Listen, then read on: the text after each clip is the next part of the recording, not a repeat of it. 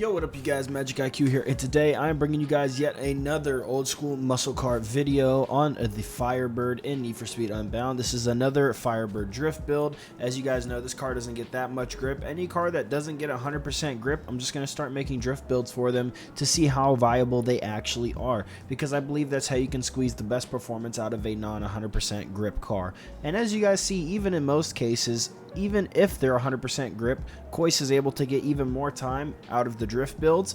You can get a lot of time out of those grip builds. It's just about consistency. I've actually come to learn that I believe drifting is even more consistent than grip racing, just because you're going to hit the same lines every time and you're not betting on the gamble of, burst NOS with the grip builds, because sometimes you'll get double burst, sometimes you won't. It's kind of on and off, but drifting is just the most consistent version of playing this game, in my opinion, as long as you reset auxiliaries. And this car is another one of those good, decent drift cars that's super fun to drive, and it's got a Bugatti motor in an old school muscle car, which is crazy. So let's aim for another 50 like goal on this video. I would really appreciate it if we could hit that. You guys have been showing so much support recently, and I really appreciate it. So let's get straight into this build, man. I believe there's only one more car I really want to cover, and I believe that's the Bel Air, and I might touch back on the Camaro SS since we were able to get 1500 horsepower and I think 1900 foot-pounds of torque out of it. So I'd like to see what that would do with a drift build. If you guys would like to see that, let me know in the comments down below. Anyway, getting straight into it, the motor we're using in this car is the W16 from the Bugatti, obviously, because that is just, the funniest motor to put in this car, and it gives us a whole lot of power. As you guys can see, we have 1480 horsepower, 1225 foot-pounds of torque, a quarter-mile time of 11 seconds, and a 0 to 60 of 3.8. Those two last stats are for you automatic, guys. The top speed is 205 on this car.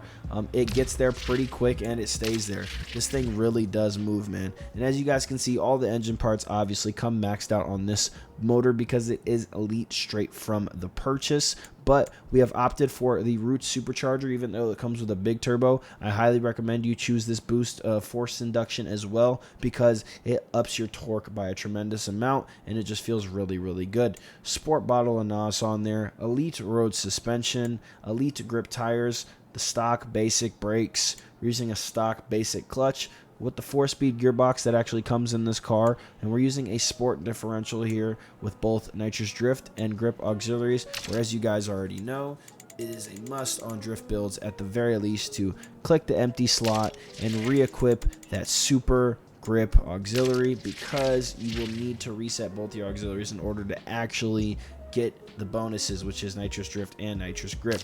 And you really see a big difference, especially in drift builds. Now, speaking of the drift build, the handling here, we got 35% drift in this car. A little bit more. It felt a little bit too slidey. I actually liked how it felt with 25% drift as well, but I was using a different motor, and with this Bugatti motor, the only way to get it to 329 is to go to 35%. So for now, that's what we're rocking with. The steering sensitivity is right in the middle. Honestly, could use even maybe one less or maybe one more. I can't tell if I want it a little bit more towards high or low. That's why I kind of have it in the middle right now. So that stat will be completely up to you guys and your experience in driving this car as you continue to test it. The downforce is all the way towards high. Traction control is completely off, as always, no matter if it's drift or grip. And drift entry is brake tap.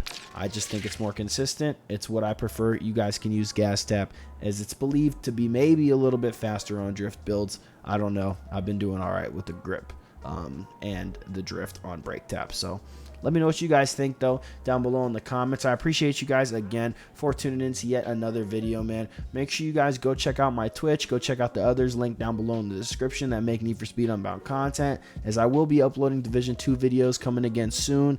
And probably more towards the evening, I'll be uploading those as well, making some builds for that game. So I hope you guys enjoy. We're going to continue with the Need for Speed Unbound content, because we have so much more to explore with these drift builds. It is March, so we'll see what they come out with in terms of updates, and I will keep you guys in the loop.